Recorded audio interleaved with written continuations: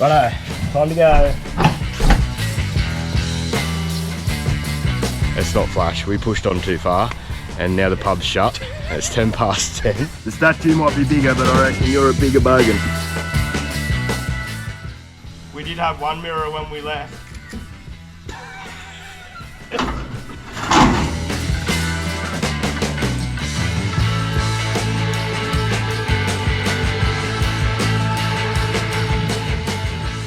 It's about at this point you really question your life choices.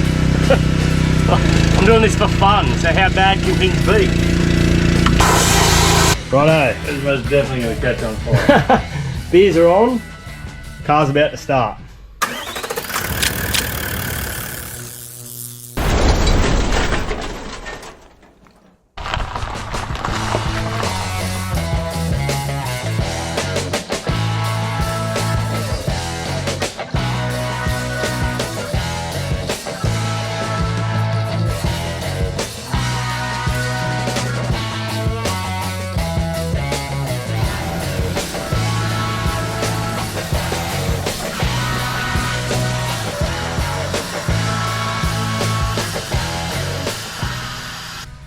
Righto. I'm going to take the wheels off and jack it up because I need a bit more room in here. The dirt inside the chassis is like concrete, so it's going to take some gurneying. And I'm covered in shit. And this is where your snap wheel starts. Here we go. Ooh. One down.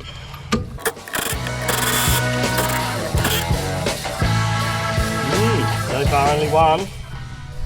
One that's been a bit stubborn. I'll just duck over to the other side quickly.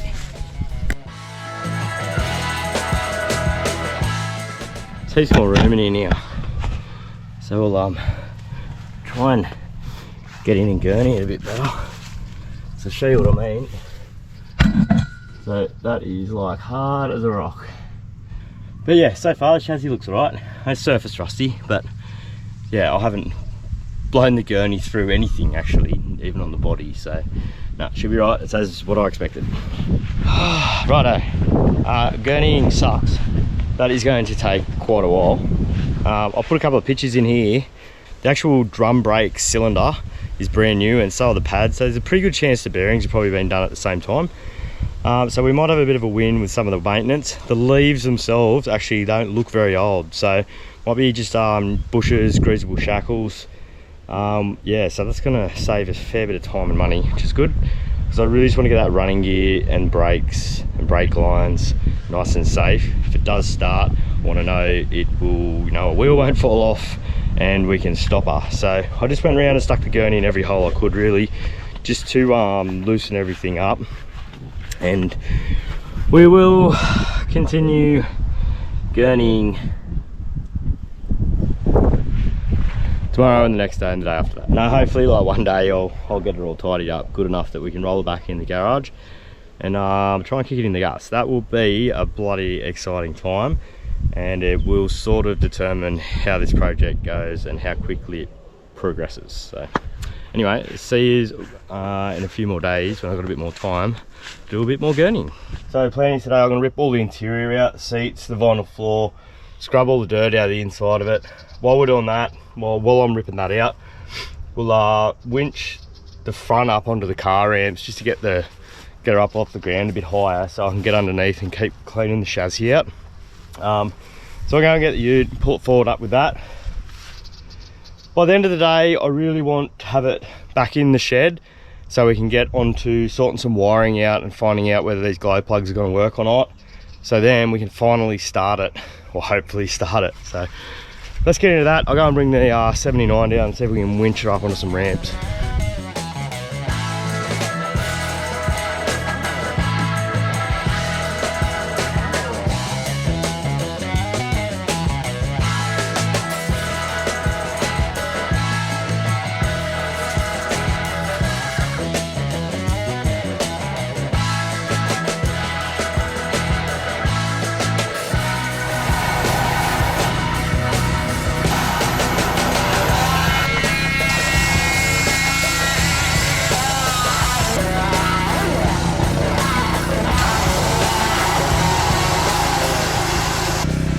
this point you really question your life choices. I'm doing this for fun, so how bad can things be?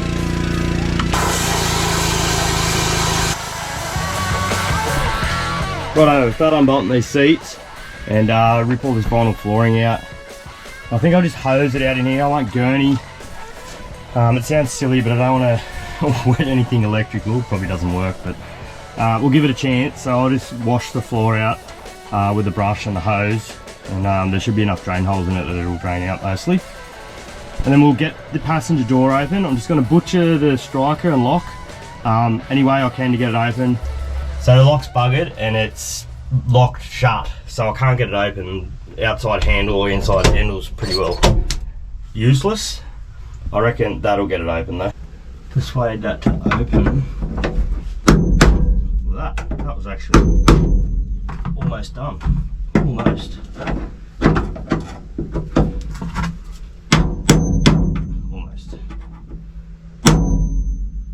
Almost not really. Yes. Right. Up we go. Okay. I'm gonna get something to wedge these doors open, and we'll rip the guts out of it.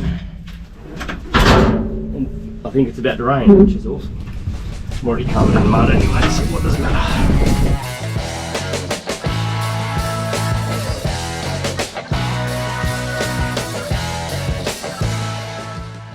So the aim here is just to get rid of pretty well all the dirt and the junk, and then we'll do a proper disassembly in the shed. Pull all the handles and whatnot off. So we'll just get the guts of it out, and it's going to piss down rain. Far out.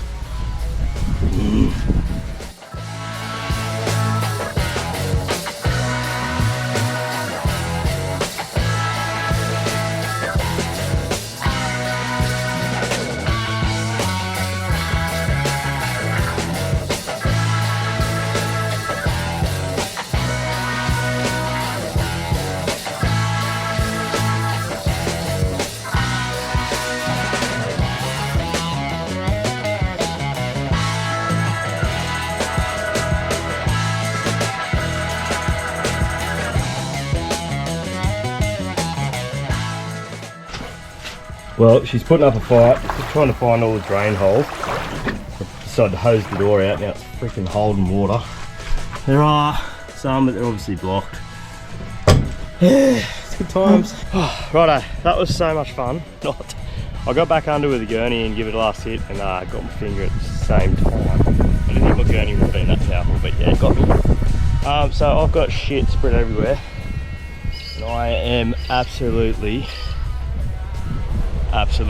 soaking wet and filthy and covered in mud and grease. So I'm going to try and get this thing pulled up into the shed,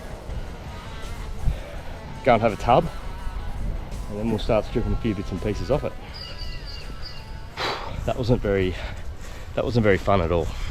Right, so I pulled the little glow indicator out of the dash. So this isn't a globe, this thing actually gets hot and glows, which is in this day and age really a crazy thing to think about. And obviously over time the wires obviously got hot as well, because it's they were actually melted together. So the whole trying to get the glow system and the wiring sorted before I even hit the key, this has got a fair bit to do with it. And then the wiring over the years has been absolutely butchered under the dash, so it's going to be quite a trick just to figure out where everything goes, because it's not very pretty. I've no idea whether this has been added on to or why it's there.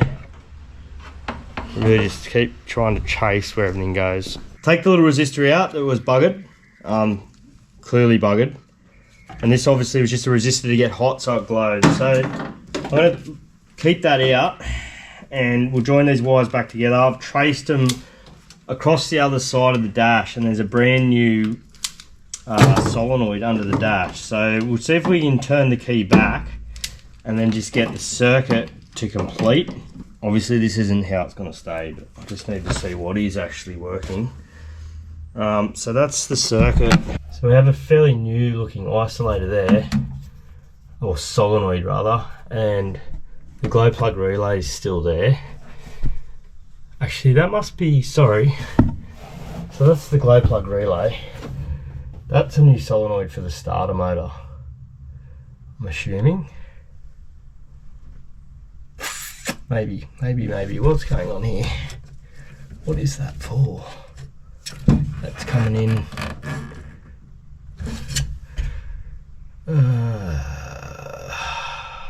And then I'm guessing that would be the other end of it, which has been munched. Righto, so as I mentioned in a previous episode, we've got DCS come on board. They're supporting this project 100%, and we've got a brand new 110 amp lithium battery. I know it seems a little bit overkill, and look, it won't be. Eventually that's the start battery, auxiliary. We'll have a little angle in the back, and while I'm mucking around with it trying to get it going, I've got plenty of power, not having to worry about batteries going flat. So for a little project or a project vehicle, I reckon a lithium battery under the bonnet is a freaking awesome idea, because that's all the power you need when you're trying to get it going, and then it's all the power you need after you get it going for accessories and, you know, a fridge, and we can have, you know, a phone charger in the cab because there's no stereo in there, so you probably need a phone charger or a charger for a UE boom or something, like, and you can have that permanently on in there. So I don't think it's probably ever had this many cold cranking amps under the bonnet, but so I'm reasonably careful with this. There's a lot of power in that bloody battery. We're just going to set the terminals on, and I just keep testing some wiring and see if we can get this glow plug circuit to complete. Right, let's see if we can get any ignition.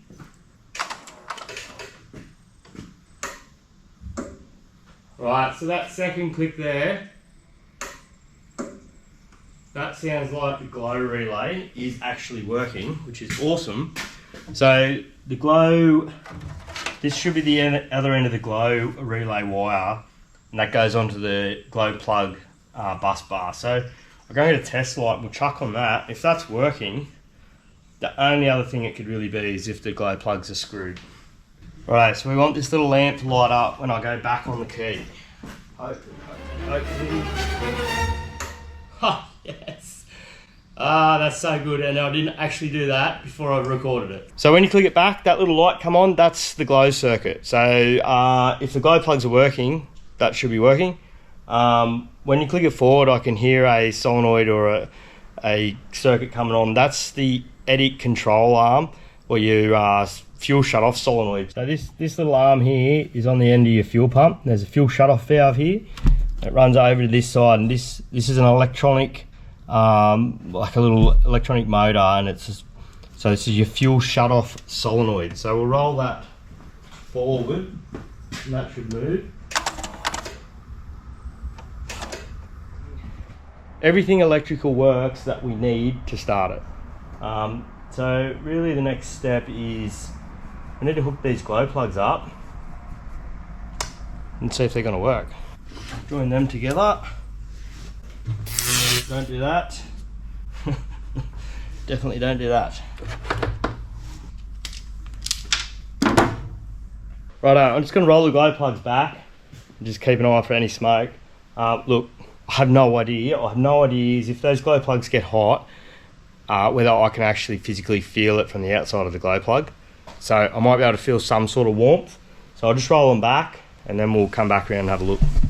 When I say roll it back, I mean we're going to roll the key back. So this one is backwards to glow. She's pretty old school, so no auto glow in this one. So you've got to actually roll it physically back, the key, to get it to glow the glow plugs.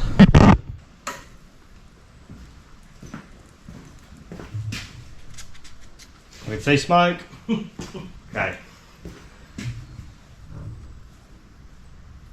Oh yeah, she's hot. She's cranking hot. So it could be just a really bad connection. The wire's pretty bad.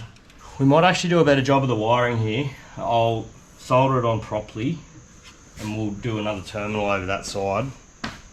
Try and eliminate things as we go.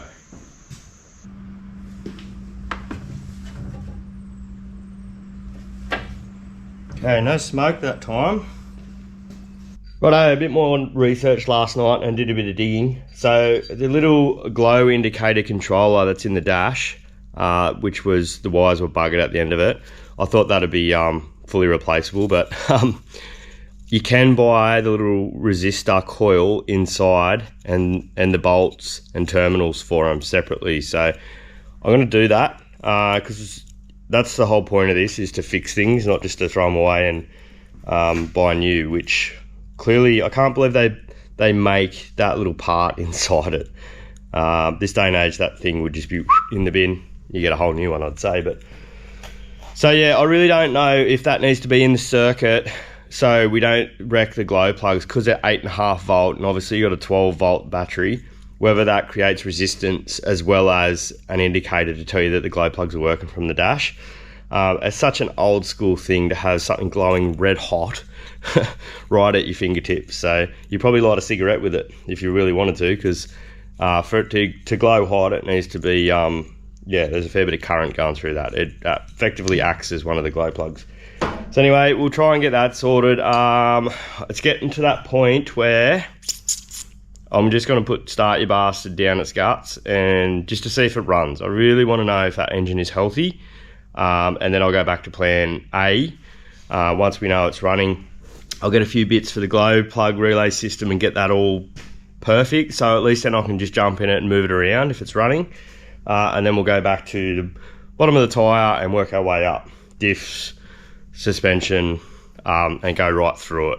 But I just want to ascertain it's running. So yeah, I'll sort a bit more wiring out, make sure it's all safe so I can actually bolt the battery in, and we'll go from there. I think Timmy's going to come back on board for the first start. He really wants to be here. I'm really not pushing him to come around because he is a mechanic, as you probably have noticed, and he probably have this thing going like that, but that's not the point of this exercise. But I do appreciate his help, so he'll be here for the first start, so we'll wait for him this afternoon and see if she's alive. Righto. It's most definitely going to catch on fire. Beers are on, car's about to start.